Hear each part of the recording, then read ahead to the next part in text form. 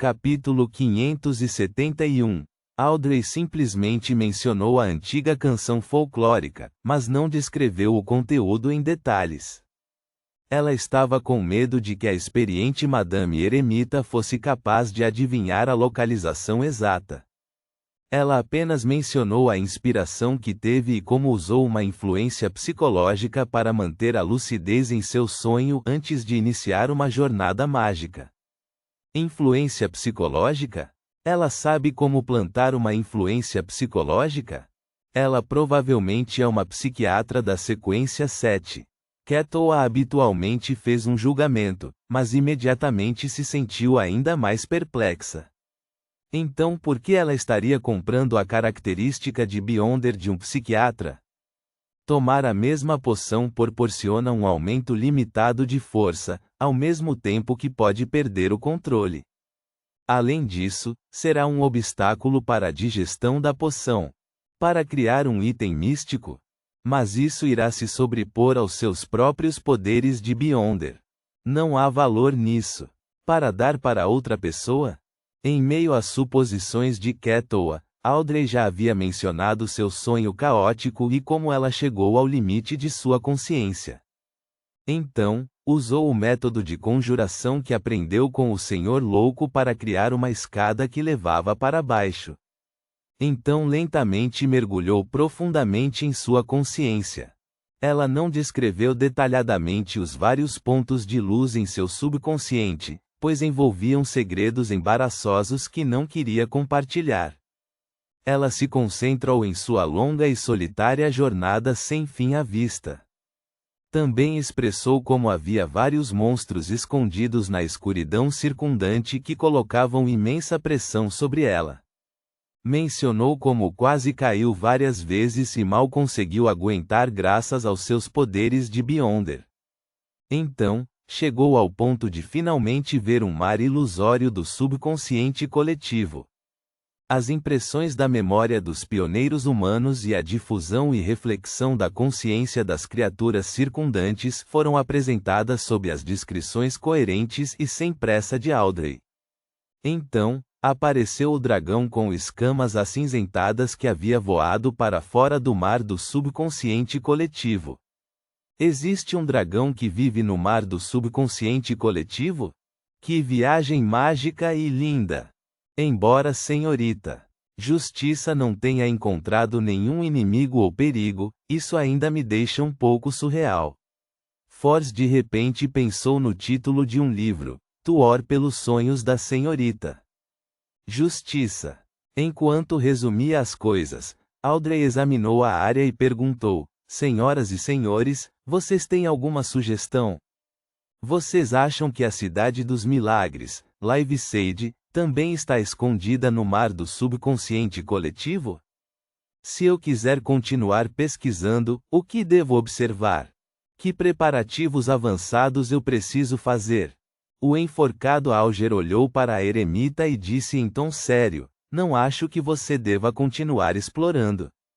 É um ato muito perigoso. De acordo com os registros, a maioria dos dragões são criaturas de carne e osso. Isso inclui o dragão da mente. Ao permitir-se sobreviver e nadar através do chamado mar do subconsciente coletivo, significa que o dragão que você viu era de uma sequência suficientemente alta. No mínimo, está no nível de um semideus. Antes de chegar à sequência 5, é melhor que você não considere isso. Kettle assentiu e disse: Existem muitas outras coisas perigosas no mar do subconsciente coletivo, os pensamentos maléficos acumulados da humanidade, os desejos que podem corromper os corpos da alma, as memórias aterrorizantes desde os tempos antigos que se assemelham a tempestades e ondas no mar. Tudo isso causará graves danos psicológicos a você. Isso pode impedir que você acorde. Além disso, existe o mar do subconsciente coletivo de todas as criaturas, que não se limita apenas aos humanos. Pode haver espíritos malignos, deuses malignos ou a consciência de alguma existência aterrorizante escondida ali. São como redemoinhos gigantescos que podem devorar navios. Antes de você realmente adquirir poderes de Beyonder que lhe permitam viajar através do mar do subconsciente coletivo, é melhor não explorar precipitadamente muito profundamente. Audrey, que estava cheia de expectativas, ficou desapontada. No entanto, não pôde deixar de admitir que o senhor enforcado e a madame eremita haviam falado de forma muito lógica e sincera. Ela inalou silenciosamente e disse para si mesma: Audrey, não seja teimosa. Espere até chegar à sequência 5 antes de tentar novamente. Ela não considerou o quão difícil era se tornar um sequência 5. Nesse nível, alguém poderia até competir para se tornar um dos 7 almirantes piratas, ou até mesmo fazer com que os 7 se tornassem 8. Do ponto de vista de Audrey, com o Senhor Louco e o clube de tarô, desde que ela fosse cuidadosa e calma, definitivamente seria capaz de atingir esse nível em 1 ou 2 anos se não corresse riscos desnecessários. Apenas o portão para ser um semideus era difícil de abrir. Madame Eremita sabe muito e tem muito conhecimento. Audrey agarrou-se ao último resquício de esperança e olhou para o Senhor Louco na ponta da mesa, esperando que esta existência divina fornecesse uma sugestão diferente do Senhor enforcado ou Madame Eremita. Não olhe para mim, não faço ideia. Klein fez o possível para não piscar. Sua compreensão do consciente, do subconsciente e do subconsciente coletivo ainda estava presa no nível teóricos que a médium espiritual Dali havia descrito. Ele não entendia mais nada. Apesar de ter seus sonhos invadidos com frequência, ele nunca pensou em explorar o mundo fora do sonho, apesar de manter a lucidez. Portanto, como poderia dar alguma sugestão à senhorita Justiça? Na verdade, ele teve uma ideia natural a respeito disso. No entanto, não tinha certeza se funcionaria sem ter feito qualquer verificação. No passado, mesmo que ele não tivesse confiança, poderia fazer um comentário vagamente, mas agora, com a Almirante das Estrelas Kettle'a sentada ao lado, observando, isso só tornava mais fácil para ele cometer erros quanto mais falava. Quanto menos falasse, menos erros cometeria. E não havia chance de cometer erros mantendo-se em silêncio. Que novo membro indutor de pressão! Klein suspirou interiormente. Ele não disse uma palavra e manteve seu leve sorriso.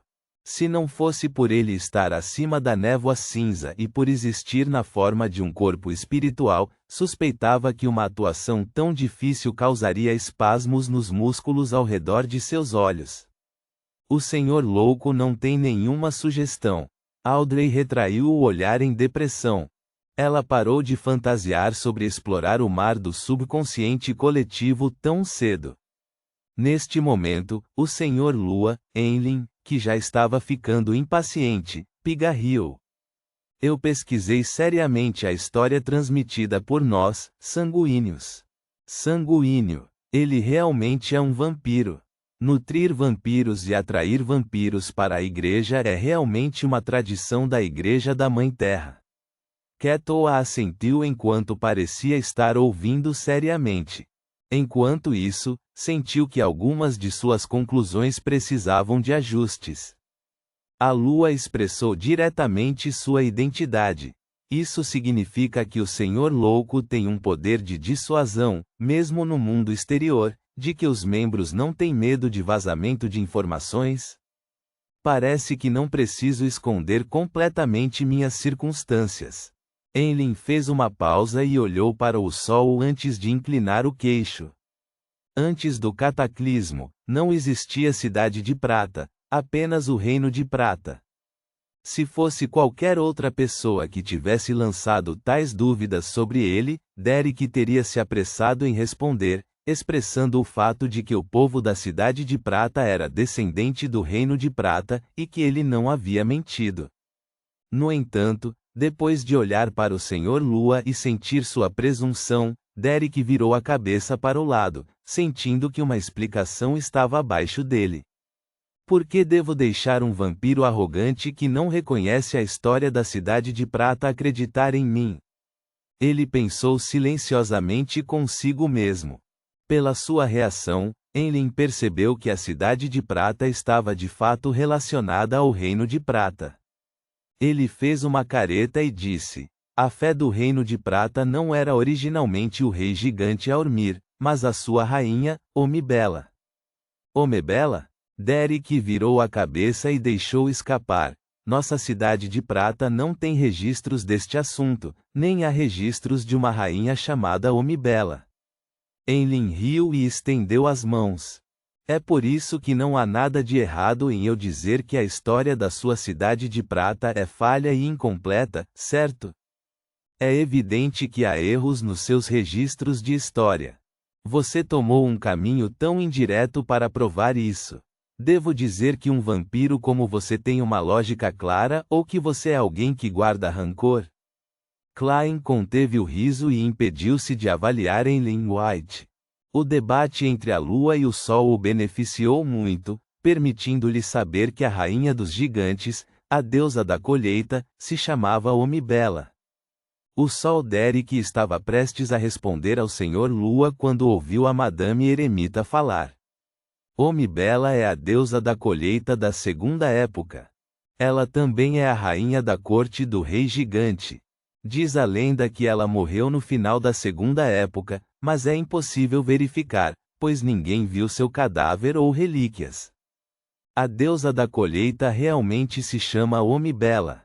Derek ficou atordoado. Ele quis responder, mas não conseguiu dizer uma palavra, pois esse assunto provava que a história da Cidade de Prata tinha vários buracos.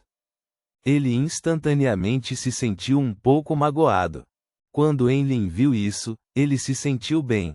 O prazer surgiu das profundezas de seu coração. Após mais uma rodada de conversas, a reunião de tarô chegou ao fim.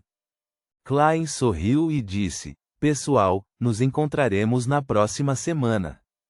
Por sua vontade, Audrey imediatamente se levantou para fazer uma reverência. Os outros não foram mais lentos, incluindo a eremita Kettle. Reticências. Ao retornar à realidade, a almirante das estrelas Kettle olhou para o globo celestial quebrado em sua mesa. Então lembrou seriamente o que havia acontecido na reunião. Alguns detalhes a fizeram acreditar que o Clube do Tarô se envolvia em muitos assuntos que não eram motivo de zombaria. E escondido nas profundezas da névoa cinza estava o Senhor Louco.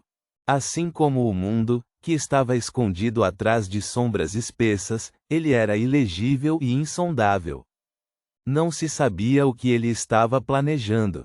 Após mais de 10 segundos de silêncio, Kettle pegou uma caneta e um pouco de papel e escreveu enquanto deliberava: alguém está coletando deliberadamente as páginas do Diário do Imperador.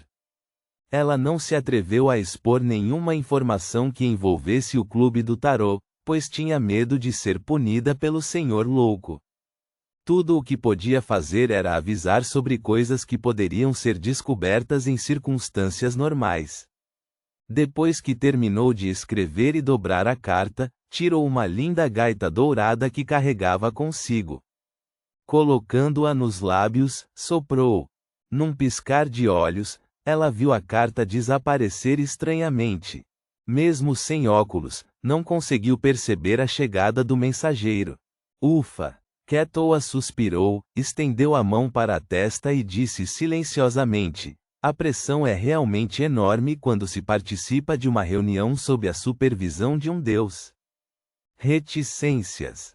Com a adesão da Almirante das Estrelas, a pressão sobre mim como o louco aumentou muito. Klein esfregou as têmporas acima da névoa cinza e retornou diretamente ao mundo real. Ele queria experimentar a inspiração que a senhorita Justiça deu ao explorar seus sonhos. Ponto.